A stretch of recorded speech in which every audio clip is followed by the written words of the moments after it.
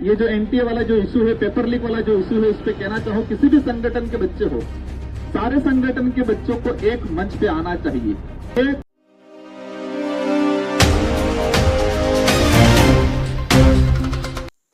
नमस्कार, जोहार दोस्तों, मैं Anil Kumar BP news channel में आपका स्वागत है। भारत देश में पेपर लीक एक बहुत बड़ी समस्या हो गई है। पिछले 5 सालों में कई कंपटीशन एग्जाम के पेपर लीक हुए हैं। इस पेपर लीक के पीछे किन किन का हाथ है, इस वीडियो में हम पूरा जानने की कोशिश करेंगे।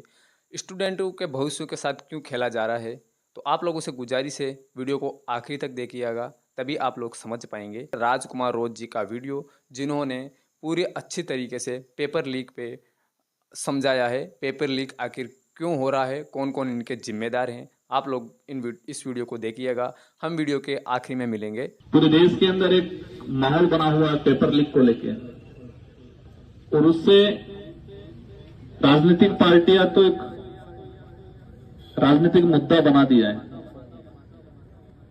लेकिन जो स्टूडेंट हैं उन पे क्या बीत रही है वो आप लोग भली भांति समझ रहे हो, और मैं भी आप में से ही निकला हूं।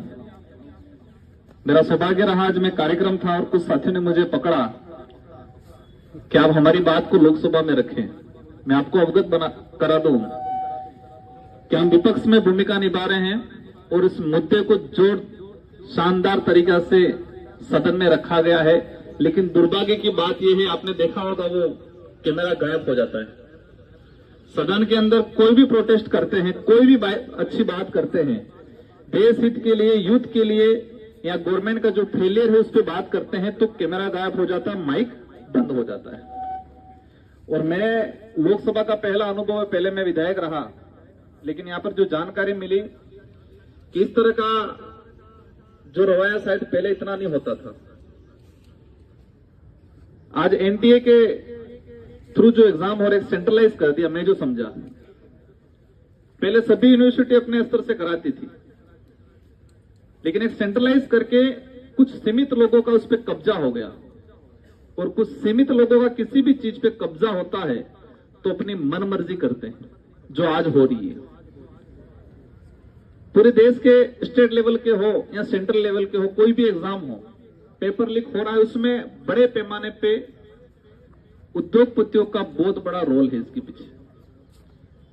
राजस्थान के अंदर हमने देखा, जितने जो कोचिंग सेंटर, हाई लेवल के कोचिंग सेंटर जो बड़े होते हैं, कहना नहीं चाहिए, लेकिन कुछ ऐसे कोचिंग सेंटर होते हैं जो पेपर उनके हिसाब से कुछ आइडेंटिफाई, कुछ क्लियर करके भेजा जाता है।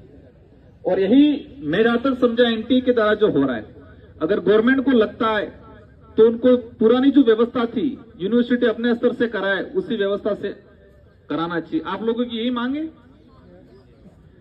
आप लोग कह सके इस यूनिवर्सिटी कैंपस में और सड़कों पे, और यह आंदोलन पूरे देश में होना चाहिए। क्योंकि जब एक गरीब इलाके से आने वाला बच्चा जब एग्जाम देने जाता है तो उसकी पीड़ा वही समझता है, कैसे तैयारी करता है, कैसे उस जगह पर पहुंचता है, वो कितनी दुविधा होती है उसके सामने, और बड़ी कड़ी मेहनत के बाद पेपर दे के आता है, घर पे पहुंचता ही नहीं, उससे पहले उसको पता चलता है पेपर आउट हो गया। हमारे कोटा के अंदर आपने देखा होगा, एग्जाम में पास नहीं होने की वजह से, पेपर डिले होने की वजह से, पेपर आउट होने की वजह से कई लड़के आत्महत्या करते हैं, और कई जगह ये चीज हो रहा है। लेकिन वर्तमान मैं एक क्षेत्रीय पार्टी से आता हूं, मैं किसी पार्टी को दोष नहीं देना चाहूंगा, और मैं हालांकि मैंने सुना है, मैं जेएनयू में पहले भी आया हूं, एमएलए था उस दौरान, 2-3 बार मैं घूमा, हमें पढ़ने का सौभाग्य नहीं मिला, हम तो ग्रामीण इलाके से कॉलेज किया, लेकिन मैं काफी प्रभावित हूं इस कैंपस से। और मुझे बताया, नेताओं से खतरनाक चिढ़ते हैं बच्चे, और मैं अधिकतर पैंट शर्ट ही पहनता हूं, लेकिन पता नहीं आज ही मैंने पहन लिया ये, बाकी मैं नहीं पहनता हूं, मुझे सूट भी नहीं होता ज्यादा, लेकिन आज ही पहन लिया और आज ही जेएनयू आना हुआ। अवश्य आप लोगों में से ही निकला हूं मैं स्टूडेंट ही था उस दौरान, एमएलए का चुनाव लड़ा, एमएलए बना, और बांसवाड़ा की जनता ने मुझे एमपी बनाया, शानदार बैंडेड देके बनाया मुझे। और मैं अवश्य मेरे क्षेत्र की और मेरे इलाके की जो बात है उसके साथ देश लेवल और आपका जो इशू चल रहा है वर्तमान में, जो एनटीए को भंग करने का, उसको पुरजोर तरीके से हम लोग रखेंगे नए सिरे से। पूरे विपक्ष ने इसको रखा था, पूरे विपक्ष ने उस मुद्दे को लेके वॉकआउट किया, लेकिन दुर्भाग्य है कि कई नेशनल मीडिया भी इस चीज को हाईलाइट नहीं करती है।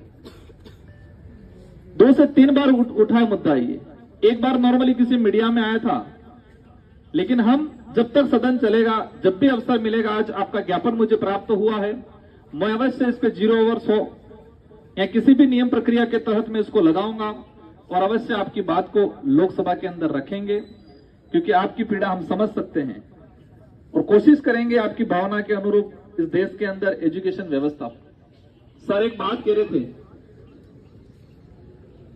जो पॉलिसी बन रही है, न्यू एजुकेशन को लेके पॉलिसी बनी, उसको भी मैंने देखा थोड़ा बहुत, और जो कोई भी पॉलिसी बन रही है उद्योगपति दे रहे हैं, सलाह उद्योगपति दे रहे हैं, और उद्योगपति चाहते हैं कि इस देश का युवा एक शार्प माइंडेड, अच्छी क्वालिटी का नहीं, एक लेबर निकले। वो चाहते लेबर पैदा हो ताकि उनकी कंपनियों में एज ए वर्कर के रूप में काम करें।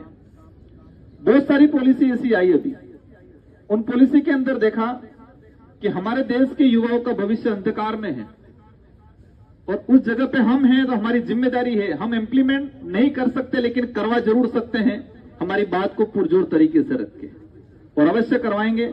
मेरा एक जगह कार्यक्रम और था, पर भाई साहब ने जिद किया आना ही पड़ेगा। मैं भी स्टूडेंट लाइफ से रहा, मैं कॉलेज में प्रेसिडेंट बना था और वहीं से राजनीतिक कैरियर शुरू किया। और एक बात अंत में बोलना चाहूंगा, अधिकतर बच्चे यूथ में ये रहता है, माहौल बना जाता है, पॉलिटिक्स गंदी होती है, दूर रहना चाहिए, ये माहौल रहता है। लेकिन राजनीति के थ्रू ही जो लोग जाते हैं वो पॉलिसी बनाते हैं हमारे लिए। तो पॉलिटिक्स से हमें भागना नहीं, हमें इसमें ब्रीफ करना है, उसको समझना है, अच्छी जगह अच्छी पॉलिसी मेकर लोगों को अच्छी विचारधारा को फॉलो करना है। आपकी विचारधारा बिल्कुल इस संगठन की होगी, थोड़ी बहुत मैंने भी जानकारी ली, क्योंकि हमारे वहां कुछ विशेष 2-4 संगठन ही रहते थे। इस संगठन की आइडियोलॉजी के बारे में भी जानकारी मिली, लगभग हमारी आइडियोलॉजी और आपकी आइडियोलॉजी लगभग मेल है। और मैं ये जो एनटीए वाला जो इश्यू है, पेपर लीक वाला जो इश्यू है, उस पर कहना चाहूं, किसी भी संगठन के बच्चे हो, सारे संगठन के बच्चों को एक मंच पे आना चाहिए। यहां पर एबीवीपी, एनएसआई या पीएसए अलग अलग नहीं जाना चाहिए। ये कॉमन समस्या है, उसका समाधान हम सबको हर बैनर तले, और जो भी बैनर इस डिमांड को अगर नहीं उठाता है तो वो मुझे नहीं लगता कि वो स्टूडेंट के हित का है। इस यूनिवर्सिटी कैंपस के अंदर एक माहौल बना हुआ, जितने संगठन है अगर इस इश्यू को नहीं उठाते हैं, क्योंकि आपका इश्यू है, स्टूडेंट का इश्यू है, आपके भविष्य का इश्यू है, अगर कोई भी संगठन इसको नहीं उठाता है और सिर्फ पॉलिटिक्स करने के लिए यहाँ पर बैनर झंडे ये माला वाला करके रखता है, तो मुझे नहीं लगता है वो स्टूडेंट के हित से सिर्फ पॉलिटिक्स चाहते। तो ऐसे संगठन के खिलाफ भी आपको मोर्चा खोलना है, जो नहीं आए, हालांकि आए उनको सबको साथ में लेके आगे बढ़ना है। इन्हीं शब्दों के साथ आप सबको धन्यवाद। आपकी बात को अवश्य हम लोकसभा में रखेंगे और जरूर कोशिश करेंगे विपक्ष में रह के इसको इम्प्लीमेंट कराएंगे। तो दोस्तों, ये था पेपर लीक का मामला, जिसमें आपने राजकुमार रोज जी के माध्यम से पूरा मामला जाना। बिजनेसमैन और पॉलिटिक्स के लोग हमें किस तरीके से अनपढ़ रखना चाहते हैं, पूरा इस वीडियो में आपको जानने को मिला। आप वीडियो को पूरा देखा आपने, उसके लिए धन्यवाद। आप लोगों से गुजारिश है, वीडियो को आगे शेयर और करिएगा। जो भी भाई नहीं जान पाया पेपर लीक का क्या कारण है, वो भाई जरूर जानेगा। तो चलिए मिलते हैं अगले वीडियो में, तब तक के लिए जय हिंद, जय जवाहर, जय भीम दोस्तों।